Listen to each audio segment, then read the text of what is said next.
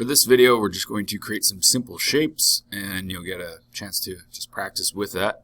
So in the toolbar, I've got a lot of different options here. If I hover over top of one of these tools, these icons, it will, and I just let go for a second and pause there, it'll tell me what that tool is. If you see that little arrow in the bottom right corner, for some of these icons, that means that there's more tools hidden underneath there. So if I just click and hold, I can see all the tools that exist underneath there. And that's just a way for them to add more tools in here that are similar but to the tool icon that you see, but it saves space.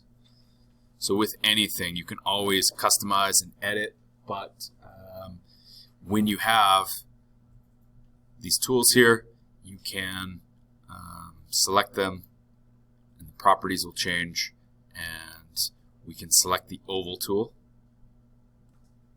So with the oval tool selected, our properties panel changes. If your properties panel is collapsed, you can just click on those double arrows. So right now it says I'm using the oval tool. As I hover over top of my stage, my cursor changes to this like target crosshair, and if I click and start to drag, I can make these ovals, different sizes, different shapes here. If I go back to this is the tool you'll use the most, the selection tool, because when you click on this, you can click on a shape and move it. If I click and drag, I've selected all of the shapes and I can just hit delete. So I want you to try that now.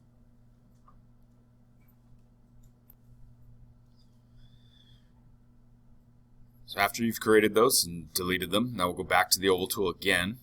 Now you might wonder why it's called the oval tool and the rectangle tool. Like, why is it not called the circle and the square? Well, with the oval tool, you can hold down Shift on your keyboard, and you'll see that little icon there by my cursor. It shows a little circle, and you can create circles that way. You could also click and start to drag, and then if you get an actual circle, that little circle icon will show up right by your cursor, and then you can manually do it without holding down Shift. So let's try and create some circles now, and we'll click the rectangle tool, and same thing, we can create rectangles, all shapes and sizes, or we could hold down Shift and create squares.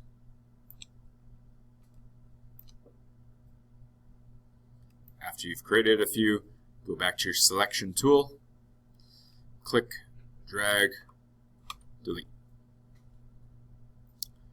I'll go back to my oval tool, and in my properties, you've probably noticed this already, but if we click on this paint bucket, this is called our fill. So this is like what's inside the shape.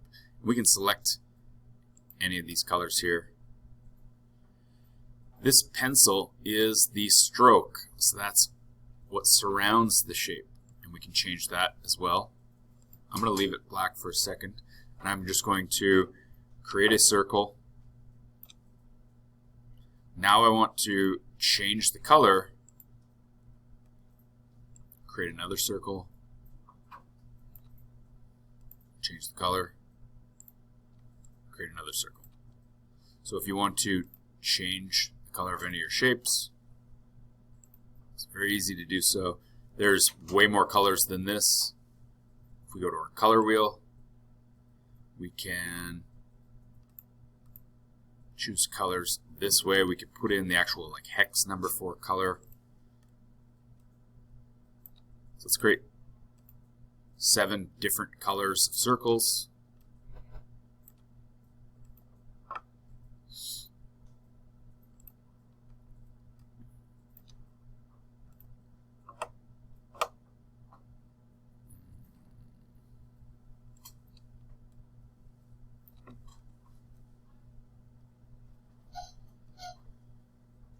And then once you've done that, then we are going to use the selection tool, click, drag, delete. So to create shapes using the shape tools, rectangle or oval. That's all I'm covering in this video because I want to keep it short. So that is shapes.